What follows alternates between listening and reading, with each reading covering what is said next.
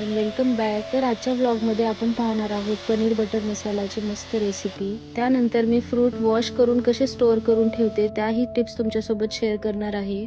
चला मग सुरुवात करूया आजच्या व्लॉगला.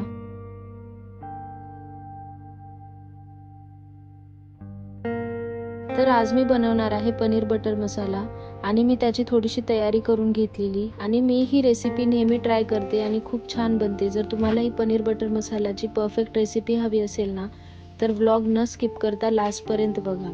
तर त्यासाठी मी इथे एका पॅनमध्ये ॲड केलं थोडंसं ऑइल. त्यानंतर त्यात मीडियम साईजचे 2 रफली चॉप केलेले कांदे, 2 मीडियम साईजचे टोमॅटो, 8 ते 10 काजू आणि 3 ते 4 टीस्पून वॉटरमेलन सीड्स ॲड करायचे आणि आता याला एक 3 ते 4 मिनिट छान परतवून घ्यायचं आणि मग त्यात ॲड करायचं पाणी. आणि टोमॅटो लवकर सॉफ्ट होण्यासाठी इथे मी मीठ ॲड करते.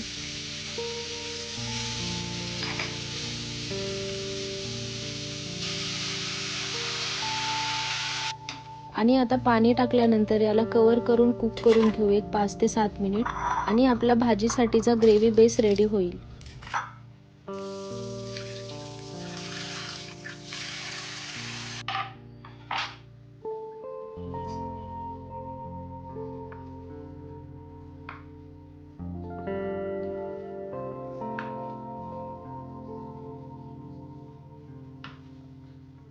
तर मी इथे क्यूब्समध्ये असं पनीर कट करून घेते भाजीसाठी.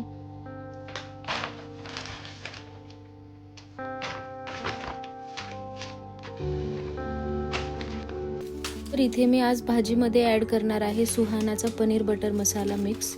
याने भाजीला छान टेस्ट येते, म्हणजे अगदी रेस्टॉरंट सारखी भाजी होते आपली घरी.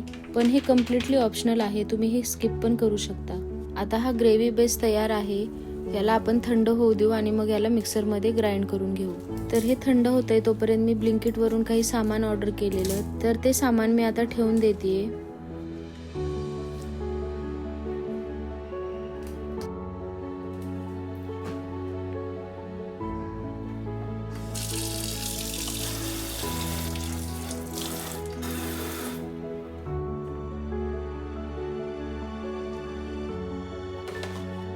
तर हे मिक्सचर इथे थंड झाल्यानंतर आता मी याची छान पेस्ट करून घेते. तर आपल्याला इथे याची छान पेस्ट बनवून घ्यायची आहे, म्हणजे आपल्या भाजीला छान टेक्स्चर येतं.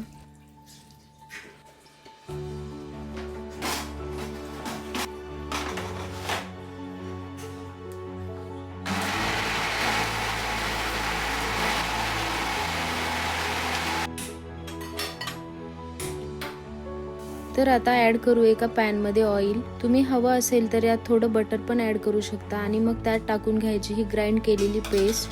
आणि या पेस्टला आता भरपूर वेळ छान ऑइलमध्ये कुक करून घ्यायचं, म्हणजे याला जोपर्यंत ऑइल सेपरेट होत नाही तोपर्यंत कुक करून घ्यायचं आहे आपल्याला.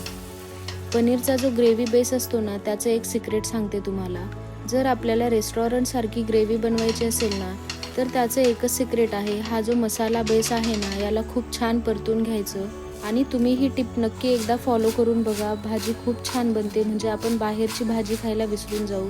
आणि ही रेसिपी कधीच फेल नाही होणार जर तुम्ही या सगळ्या टिप्स यूज करून जर भाजी बनवत असाल पनीरची. तर साईडला ग्रेव्ही बनते तोपर्यंत मी पटकन मठ्ठा बनवून घेते. मी मठ्ठा बनवण्यासाठीचा एक मसाला बनवून ठेवते नेहमी फ्रीजमध्ये, आणि एका व्लॉगमध्ये मी तो मसाला कसा बनवायचा ती रेसिपीही शेअर केलेली आहे.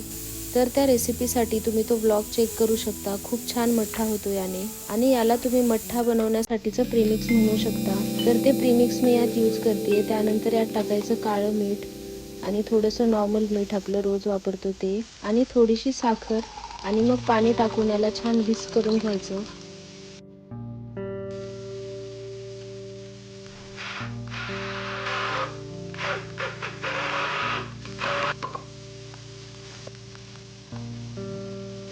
आणि लास्टला यात टाकून घ्यायची कोथिंबीर, याने छान फ्रेशनेस ॲड होतो. आणि जर तुमच्याकडे असेल तर तुम्ही पुदिनाही टाकू शकता. हा आपल्या महाराष्ट्रीयन लग्नामध्ये मिळतो ना तसाच मठ्ठा बनतो, आणि माझ्या घरात सगळ्यांना खूप आवडतो पण.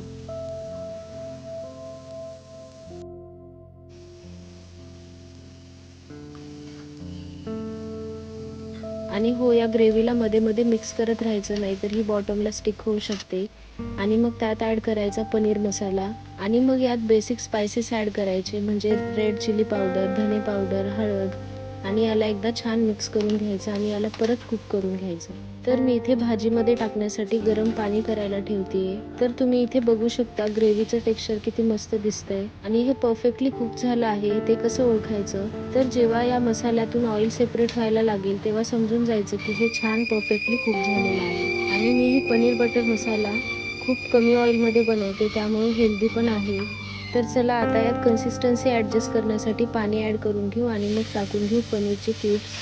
आणि ग्रेव्हीमध्ये नेहमी गरम पाणी ॲड करायचं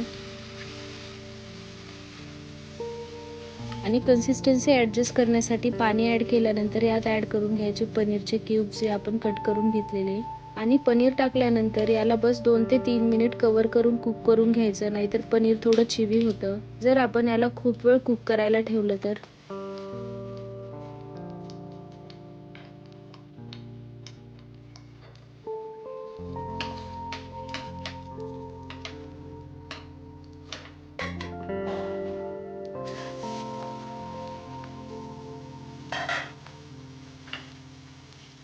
तुम्ही बघू शकता किती सुंदर कलर आणि टेक्स्चर आला आहे आपल्या भाजीला। आणि इथे मस्त पनीर बटर मसाला रेडी झाल्यानंतर आम्ही मस्त गरम गरम पोळीसोबत एन्जॉय केला। तुम्ही पण अशा प्रकारे ही भाजी ट्राय करू शकता, खूप छान होते आणि घरात सगळ्यांना खूप आवडेल। किंवा आपल्याकडे कधी गेस्ट येणार असतील तर आपण ही रेसिपी नक्की ट्राय करू शकतो।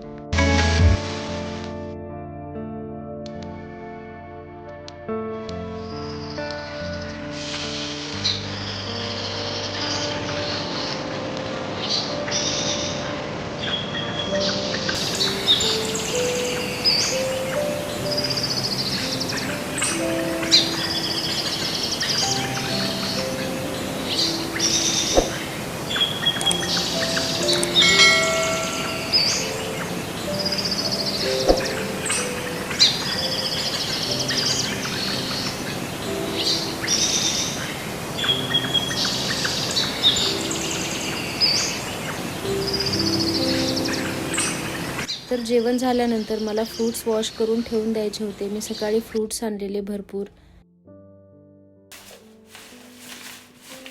तर चला तुमच्यासोबत शेअर करते मी फ्रूट्स कसे वॉश करून स्टोअर करून ठेवते ते।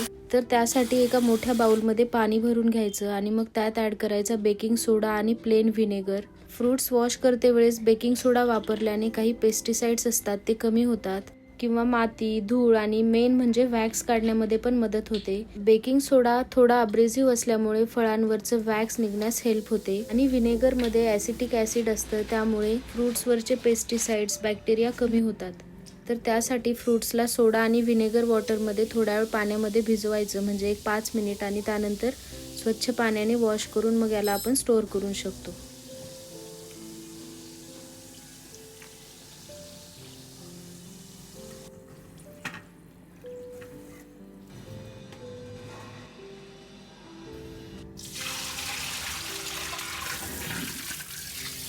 आता फ्रूट्सला बेकिंग सोडा आणि व्हिनेगरच्या पाण्यामध्ये वॉश केल्यानंतर फ्रूट्सला एकदा स्वच्छ पाण्याने धुवून घ्यायचं।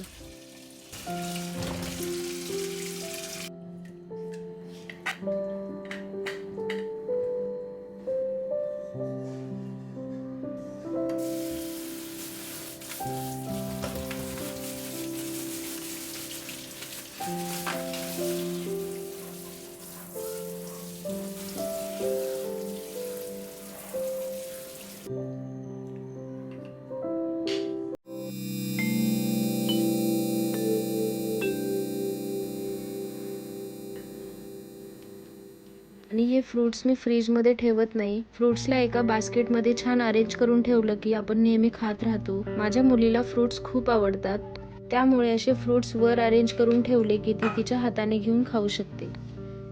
आणि फ्रूट्स आणते वेळेस मी थोडा लसूण पण घेऊन आलेले मार्केटमधून। तर मी लसूण एका बास्केटमध्ये असा स्टोअर करून ठेवते, म्हणजे तो जास्त दिवस छान टिकतो आणि फ्रेश पण राहतो।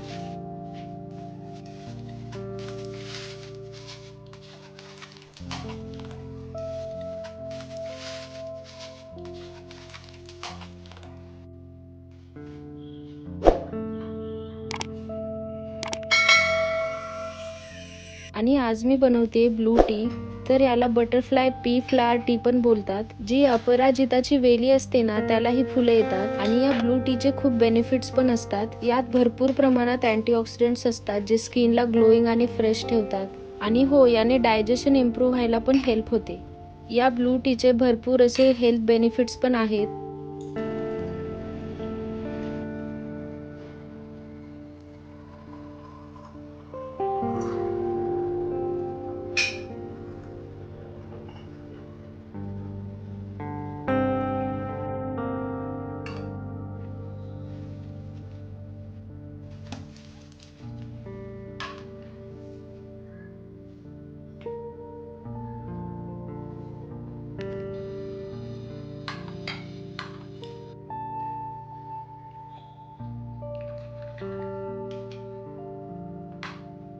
मग आम्ही दोघांनी छान ब्लू टी एन्जॉय केला. तर कसा वाटला तुम्हाला आजचा व्लॉग? जर आवडला असेल तर लाईक, शेअर आणि सबस्क्राईब करायला विसरू नका. भेटूयात एका नवीन व्हिडिओमध्ये. तोपर्यंत बाय.